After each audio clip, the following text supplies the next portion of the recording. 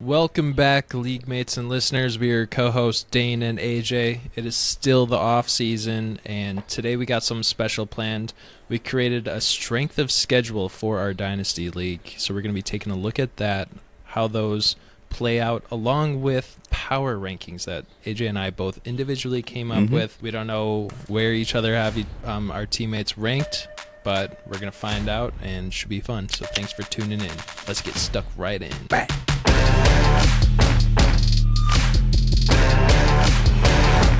Like we said, we have something special prepared. Came up with this on our own. I don't think I've really seen anyone else do a strength of schedule for their fantasy football league, but yeah, we got one coming out for our teammates. I really haven't taken a look at it, so it's going to be AJ going over all of the data that he's been mining over there, hardcore. Yeah. It's absolutely insane process. It took so long. Jokes. It was really, really easy.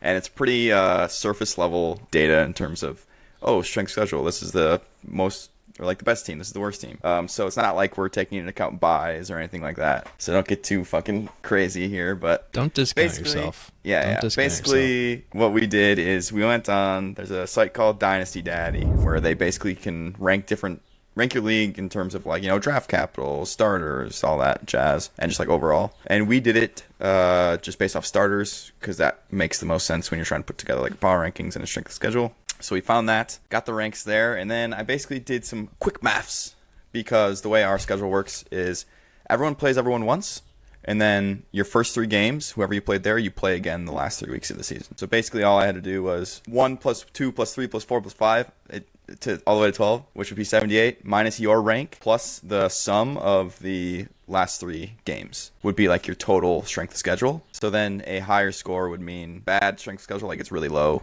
really easy, but low score would mean your schedule's pretty hard because it's like the higher ranked people. And that's basically how I did it. Then we just ordered it from highest to lowest to highest, however you want to go about it. So here is the little Google sheet that I put together. Basically all I did, first 3 games. So like Jake plays the worst team in the league, power ranked worst team in the league, which is Luke, based on starters, which is surprising to me actually. I was gonna say, yeah, that is surprising, especially when we get into our power rankings. We'll be able to see how we actually view our team members. Yeah. Like Luke is 12, so I put 12 there because that's who Jake plays week 1, and you can get the idea from there.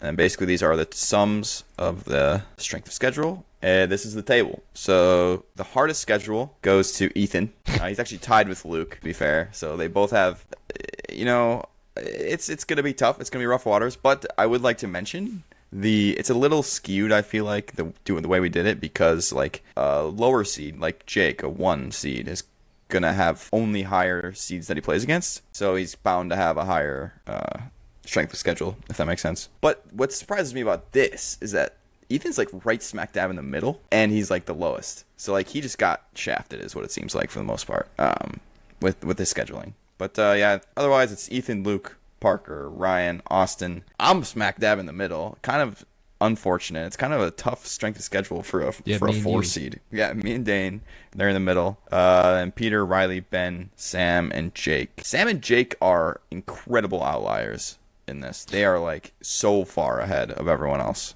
in terms of easy schedules. That's the biggest thing that stands out to me from this because, after you brought up that point that we didn't really calculate that Jake's obviously going to be playing only weaker teams since he is on the top of the power ranking for that site.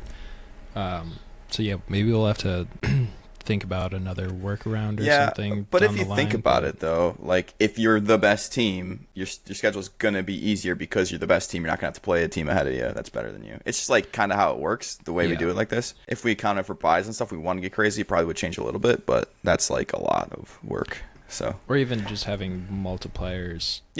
Not just going off of that, but if there's like one team that really stands out compared to other teams, not just by one spot, but like Jake could be like a 15 if you play him instead. Fair.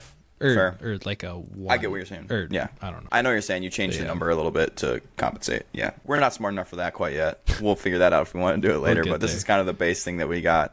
I mean, off rip, I'll give you a little sneak peek, little sneak peek here. The people at the bottom, like Jake and Sam, are probably going to be close to the top because like Jake plays the worst team and the third worst team. Sam Yeah. plays 3 of the Mediocrity. back Just half bad. twice. Yeah. So this is all, again, if it plays out to be like, oh, these are actually how strong the teams are. This is what it'll look like. Should be interesting to see if this strength of schedule like holds up, or if there really is any big surprises. Yeah, If like, no, I'm curious. like, cause like if like Luke's like randomly super good, then Jake's strength of schedule gets. Definitely. We could almost do this weekly. Yeah, honestly. Bring Sam back in, and he can do the He just power goes through rankings based the on power that. rankings. Yeah. So yeah, that is the strength schedule that we put together. Pretty interesting. I think it gives us a little more to work off of when we do our power rankings. Not just like our thoughts about everyone's team. It also can tie in like, oh, he plays 3 shit teams at the end and the beginning. He is going to probably win more games. So I think it's a Maybe fun for thing to you. do. Yeah, we'll have to dive into that right now, because Mm-hmm. I'm curious if you actually did incorporate these strength of schedule analytics into your power rankings or not, because I totally did not. I did. forgot about them. When I came down to like, man, like these couple teams are pretty close. I did kind of lean a little bit on like, oh, his strength of schedule is pretty hard, or his is pretty easy, and it did affect what I thought. So That is smart. All right, well, let's hop right into these power rankings. Been anticipated for a long time. so long. Everyone's waiting for these. You're starting us off, right? We're gonna start off from 12 and work Yep. our way up to the number 1 seed. So my 12th team, it was a pretty easy landing spot for me. It was Austin. I went with him just because it is really tough to rank you pretty high when you don't have a second quarterback. Yeah, he has maybe like some weekly spot start quarterbacks, but I don't think that will be getting it done, which is unfortunate because I do think he has like a solid running back core and wide Yeah, receiver core. he's got some like with solid Rashad cores. White and Josh Jacobs. Obviously, Marvin Harrison's unproven, and Drake London is expected to take a big leap. But there's potential, but I think just like lacking that quarterback is really tough. And if he wanted to like shoot his way up the power rankings, he'd be fully able to with all of the draft capital that he has. Absolutely. Yeah, I just don't think that's how he wants to necessarily play it. No, because He's going really for set on Arch this Manning. 26 class, which is crazy because it's so far away. Archie Manning's probably not that good, so it's just going to be a different person that he drafts. But yeah, I mean, no, I agree. he's going to draft Archie Manning. No Like, matter what, he's just going to get him. No matter Even if it's a third what. round pick, he's just going to get him. He'll make sure he gets him. What is that? That the draft day movie where he goes like, Draft no Day. matter what, Yeah. What's no his matter name? what, Oh, Bo or whatever. no, not Bo Callahan. It's the other guy. But yeah, I know you're saying Vontae Mack or Vontae something like that, I think. That's what Yeah. Austin's been doing for like, Honestly. since last year. Yeah, that's very true. That's very true. But yeah, I agree. I have Austin at 12 as well. I think, like you said, he could be higher than this. He's got a couple really nice players, and he made some like pretty decent trades this offseason, actually. Like to get players, which Yeah, is like he kind got of Rashad going, White. which like for go Debo. Yeah, which like And kind of then goes against what he was doing. But I don't know. The Jacobs signing by the Packers really helped him out because he just got 2 starting running backs from that because he had Samir White. Yep. Yeah, that's true. Yeah, Samir White looks a lot better just for this year. His tight end is the Senator Ben I'm only Sinnott, seeing which one player that he went out and got, which was Rashad White. uh I don't think he he made got that Jacobs many as well. moves. I thought he made he. Oh no, he had him. No, That's he's true. had Jacobs. That's true. No, you're right. I thought he had made another play for someone else, but I guess He's just not. been trading his players Picks. away. It's just picks, yeah, for picks. for first round So picks you're right. in 2026. But yeah, anyway, it's like his flexes get a little suspect, and he doesn't have another quarterback. So, and he's like not deep in the slightest. So if like he takes one hit, he's even more done than he already is. If that makes sense. So I agree. I had Austin at 12. Do you want me to go with 11, or do you want to start with your 11? I'll just start with all of them if you're Let it fine rip. with that. Let it So rip. the next 3 spots I had a really difficult time ranking. So if your name's called around this area, don't take it get personal. butthurt about. Maybe you could be 9 instead of 11. So just like that. But my 11th ranked team, and it feels weird putting him down here. And I even said in my notes, I think he should be ranked higher because he has one of the best running back tandems and young quarterbacks. And he finally You got went some this wide way. receivers I see. You went this way. during this offseason, but I really do not think he got enough wide receivers because wide receivers to me are like maybe like quarterbacks are platinum and then wide receivers are gold. Like, We're only half PPR, man. I don't know. I'm moving towards being a running back guy now. I wouldn't want to do that just because of their shelf life. Yeah. Needless to say, maybe you figured it out when I was giving that description, but my 11th ranked team is Parker. Yeah, I mean, I can't say I hate it. I don't hate it. I have him a little bit higher. But you said, what, 11 to 9 was tough for you? Yeah. I thought 11 to 6 was hard. I had a really hard, like, I think you guys are all very... Spoilers, I'm not in that group. I think you guys are all pretty similar. Because you said yes. You guys. Yes, you are. I think you guys are all very similar, different strengths, different weaknesses. It's like really hard it gets really player takey when I look at your guys' teams. So that's where I kind of use the strength of schedule thing, which is where I went then. I did go with Luke actually at 11. Not only did he have a hard strength of schedule, which I did take into account, his running back room really very bad. Terrible. Doesn't have a second one, maybe barely even a first one. I don't know how I feel about Austin Eckler this year. I don't like his receivers all that much. I mean, he's got some younger guys. He's got Brandon Cook. He's just got like a lot of either like old vets that like are weird or like guys that aren't proven. So like if both of those go downhill, it's I don't know what's going on there. And he's got 2 QBs. If one goes down, it's wraps. And I don't know if I really trust Baker all that much to continue his reign, but I think he has like a really shallow team, so I could see him losing one guy and then just being done. Yeah, I'll be sharing my thoughts on Luke's team pretty soon. We'll be moving along to seed 10, and I put this person here. I don't think it's fully justified because they do have some great pieces. And we might have the same person. I'm knocking him because of his just attentiveness to the league. We do. Like, he's just not the most active player. If he was more active, I would rank him a lot higher because, like I said, he does have some good pieces and solid core. And Absolutely. I'm going with Mr. Ethan at number 10. No, full agree. I had a hard time putting him here. A really hard time putting him at 10 because he has a couple just players. Mark Andrews. And if his wide receivers, rookie wide receivers break out, yeah. It's tough. Yeah, Jamar Chase, Mark Andrews. I think Amari Cooper's a good piece. He's not like a great piece, but he's a good piece. Jahmyr Gibbs, great. Dak was good last year. Jane Daniels, who knows? He could break out. He's a little shallow as well, is the thing. I could see him running into some issues with if some rookies don't hit or whatever. He could run into some lineup issues. But I really like the Keon Coleman on his bench as like a flex play too. I think Tajay Spears could have a good year. I had a really hard time putting him here, but like you said, he's not very attentive. He doesn't make a lot of moves, forgetting to set his lineup a couple weeks and losing that way. So as much as I actually the strength of schedule doesn't really affect him. That's true. That is very true. As much as I really like Ethan's team. Like if I could choose another team in this league, like that's not like a obvious contender, it would be this team. Like it's a lot of good like young pieces and fun and very fun. So. It's hard to put him here, but I also had him at 10. All right, moving on to the 9th seed. I'm putting Luke here. I believe Hurts is just fully putting this team on the back. We'll see how bad Eckler's going to be this year. And it was super unfortunate that just no rookie running backs, like the top ones at least, really fell to Luke, or he didn't really get to draft them. He was sniped, I think, by a round or a pick before he went. Brooks was taken, and then he settled for Michael Penix, which at that point he might. It's good. Like, I think it's a Benson good would pick look for a him. lot better too. Though. No, I get it right now. It looks a lot better, but I don't know if Luke's team is winning anything if he gets a random rookie. If he gets Benson, Penix has like way higher upside. And then, but he was able to land Vidal and Tracy. So if they manage to break out, that could be like a big storyline, I think, for this team. But yeah, there's a lot of busted players overall on Luke's team, I think. I agree. I kind of talked about him earlier because I had him at 11. My 9 is a guy you talked about already. It is Parker. Like kind of like you said, dynamic running back duo, just like beasts at the running back position, but really, really thin at wide receiver.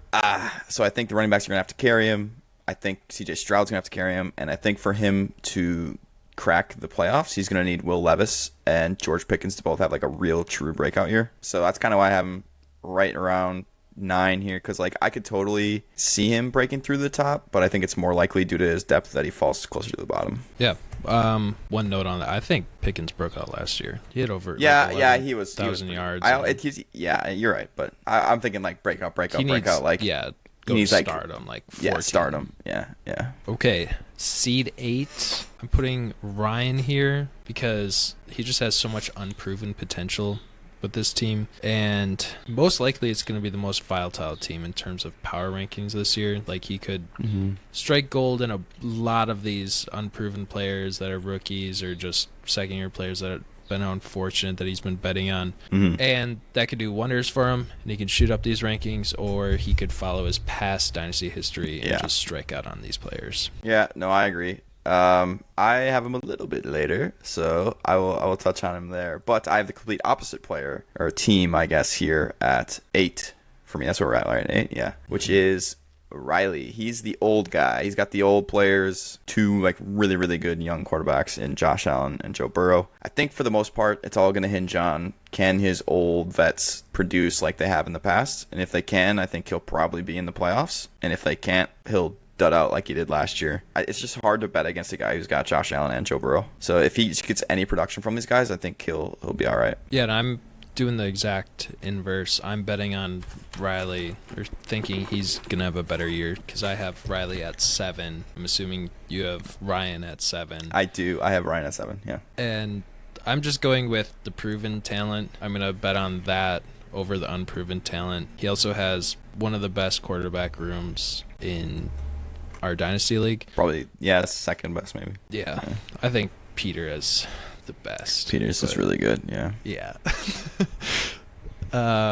So yeah, I'm just going with that proven talent over the unproven talent and put in Riley at 7. Yep, I got Ryan at 7.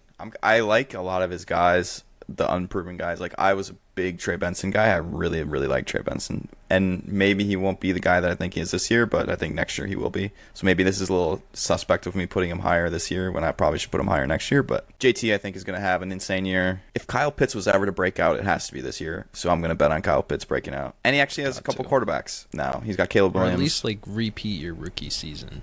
Yeah. Maybe not that's tight true. End 1, but repeat rookie season is good enough, yeah. And Ryan didn't have a quarterback all of last year. So having Caleb Williams now, and then probably a Deshaun Watson bounce back. Drake May, right? And Caleb Williams. Yeah.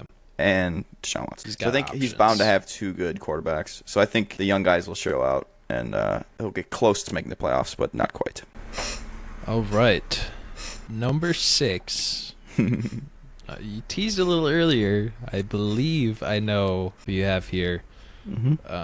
But I put myself here, and I can go on a little rant. I think I'm just going to talk about my team, hype it up a bit, and then whenever we get to you, you can do the same for your team. But yes, I put myself at 6. I'm not a crazy person. I'm level-headed. I understand how my team position looks, but I've always loved my depth and flexibility of my team. But what I wasn't prepared for last year was losing 2 quarterbacks. I'm excited to see the form of my team like midway into the season when buys and injuries start piling up for the league. And then I don't know why I put minus there, but I was also fortunate enough with drafting some of the hottest wide receivers last year, minus the hottest, and they were breaking out. So I'm looking forward to that.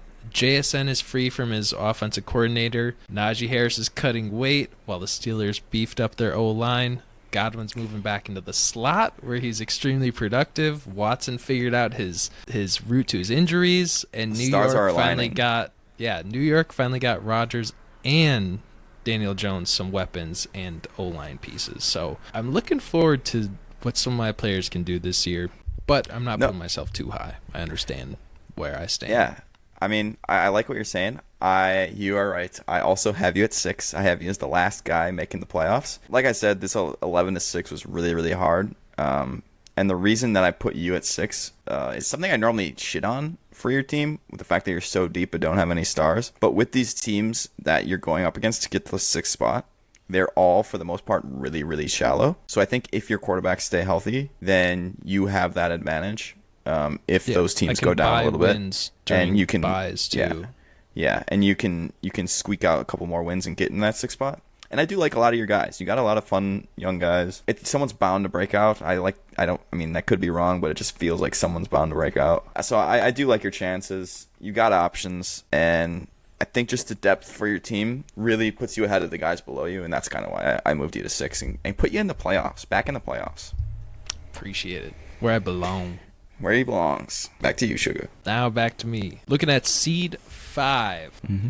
I'm not going to give this name away too much, but it's my co-host. I put AJ way down here. This might come as a surprise because I put 1 or 2 people that you were in the championships last year. So I 5, won, yeah. 5 would be a surprise, I would say. Yeah. But there wasn't a lot going on in the offseason. What happened, AJ? You didn't add too much, and then Well, here's the thing, man. You're just wheeling and dealing all your rookie picks and getting these old players. I just have. Well, okay, hold on a second. If we're talking about trying to win the thing, what is wrong with wheeling and dealing a couple picks? No, you won. Guys that are you score? won. But now maybe it's gonna come back and bite you in the butt. I think my only real concern for you is like your RB2 position because my RB2. Yeah, I have concerns with the Saints because I believe there's gonna be a shift to Kendre Miller. Oh, and you're one of them guys. I see. That's like the biggest thing I think why I have Ben ahead of you too. I gotta check because if that falls out, then I don't think Tony P is gonna be doing it any justice either. I got TP, I got Javonte, I got options. I'm not saying they're studs, but the rest of my team is pretty solid for the most part, so I'm not like too scared about it. And I think Alvin Kamara, the thing he does is he catches the football. Even if it goes for 2 yards, he's going to catch passes. Kendre Miller's not a pass-catching back. That's just not what he does. So no matter what, Alvin Kamara is going to catch passes. So he has a really safe floor, I think. Maybe he's not going to be, Alvin Kamara scoring 20 points a game, but he'll give me 12, 13 a game, I think, which is why I think that's a fine RB2. So I get what you're saying, though. You're a nerd worried about Kendre. It's all right. I understand. The guy I kind of mentioned, though, is who I have at number 5, Ben. His team's good. Nothing wrong with this team. I think he got a little bit better. Getting Neighbors. I think Neighbors will be really, really good. Getting J.J. McCarthy. I don't know how I feel about J.J. McCarthy necessarily. But here's the thing with this 1 through 5 at this point. I think all of these teams are pretty close.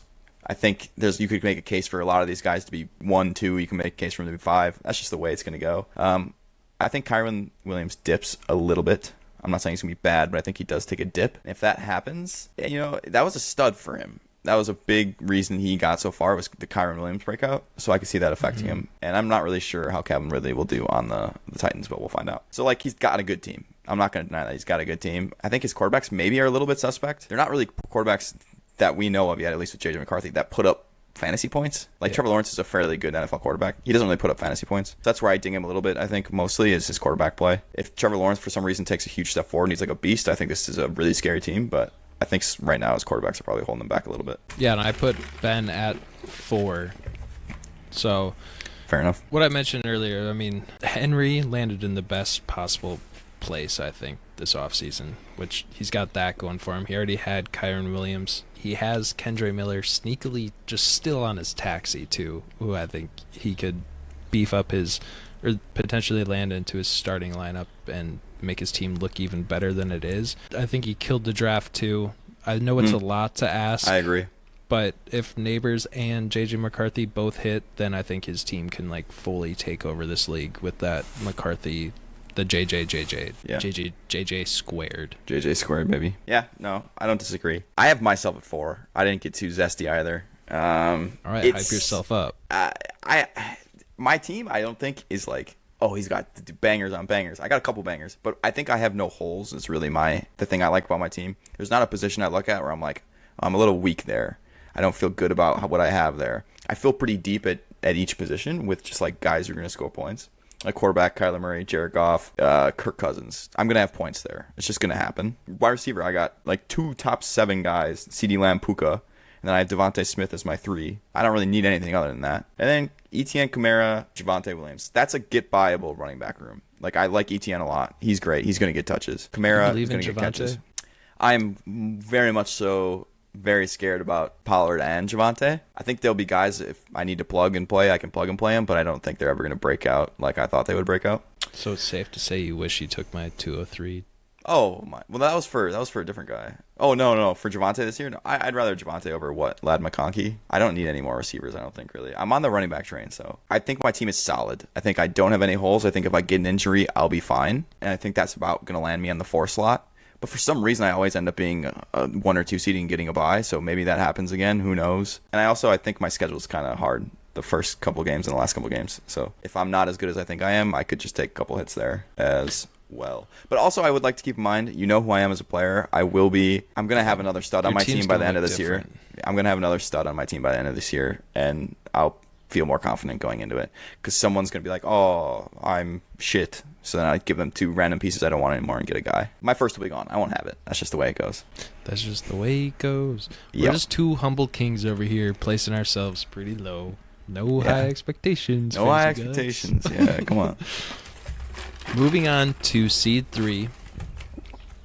I put Sam here. Ooh, really? Okay. Yeah, I have him at 3. I think he's honestly kind of like Riley's team of old right now. Yeah, but he's got like guys who are like kind of old, but like they're still fine and they're going to put up points. They're old, but what I also want to touch on is just like a change of scenery. There's so much going on that team. Mm-hmm. Like he made a really valiant effort last year to make a push for the championship. He made it. But I'm worried it's going to he come back and bite him in the butt because I think right now like his team is looking older, like I said, and there's a lot of change in scenery.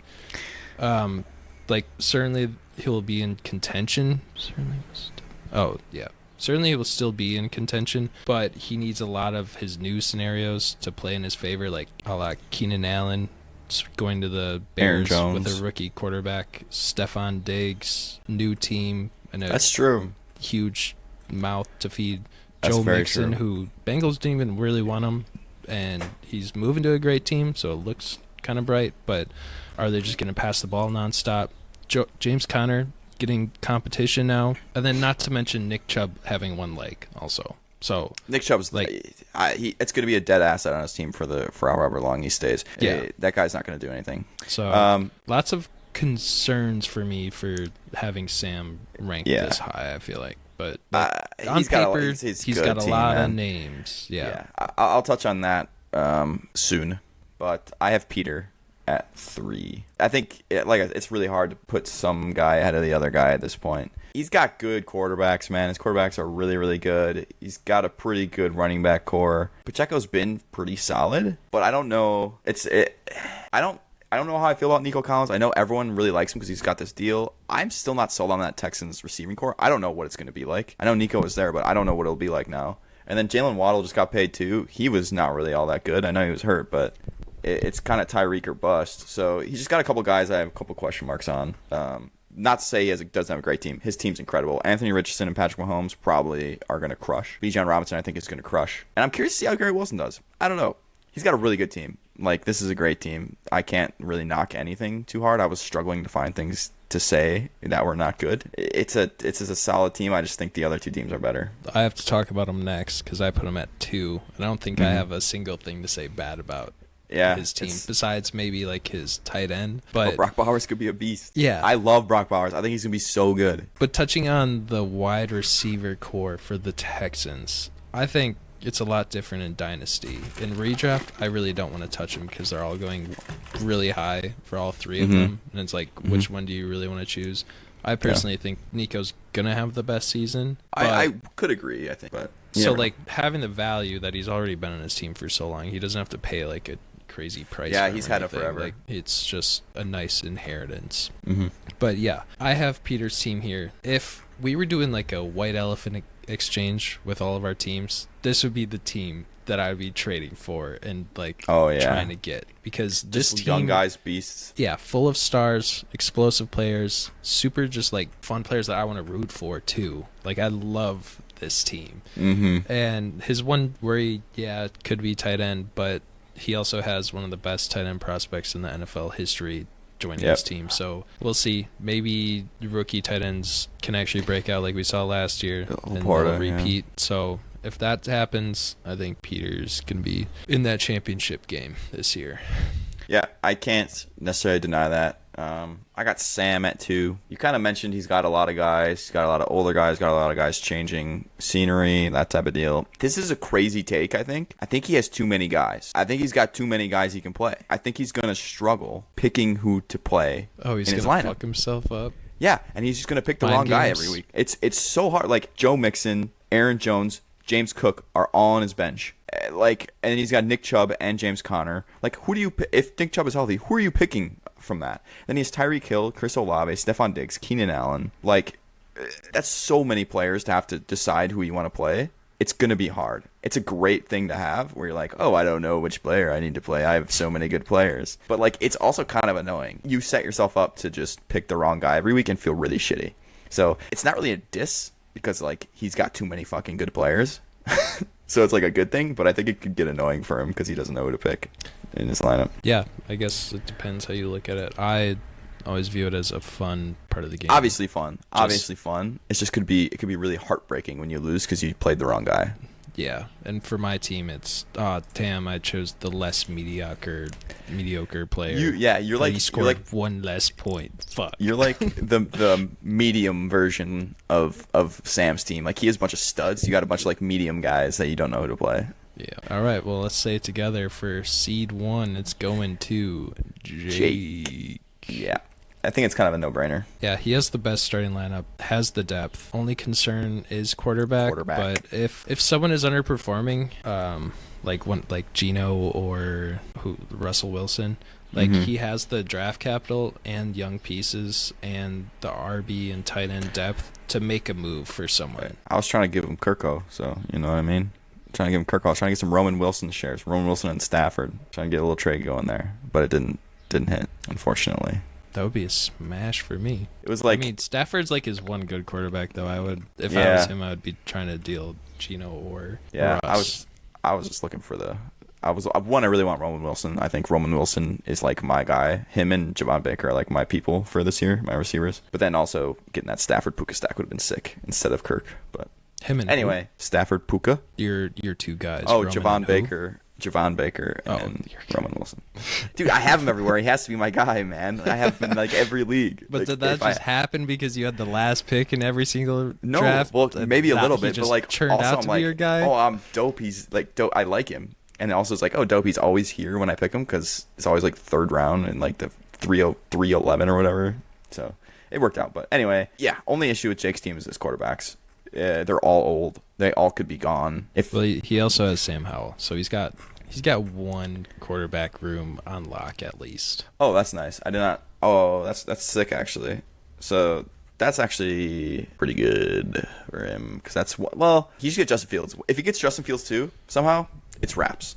Not as good as it could have been. He could have traded Sam Howell away easily. Dude, unreal. I love how we were all saying that. He's like, no, man, I can't do it. I need my quarterbacks. And now they're all just like dead. Yeah, his team's insane. It's like on paper probably, in terms of winning this year and scoring points, the best team. In terms of in a year or two, he might have one of the worst teams because all these guys will be gone. Right now, it's just easily, I think, the strongest team on paper. I don't know if they'll all be gone, but... No, but like a good chunk of his good guys could be gone. Yeah. Like if he loses his quarterbacks, what are you gonna do? Yeah, those aren't that easy to come by. Yeah, he's gonna have to trade his good. He's gonna have to trade his good pieces to get quarterbacks, and then all of a sudden he's back at square one. Now he needs good guys again. But that's for another episode, another year even. Yeah, another season. All right. Well, that was our off-season special, going over strengths of schedule, going over our power rankings. Thanks for tuning in, and stay tuned for our next episode. We're going to be doing some trivia. Oh, yeah. And we're also going to be doing a best ball draft. So yep. It's going to be a fun one. Keep an eye out for that. See you later, piggies. Thanks for watching. Later.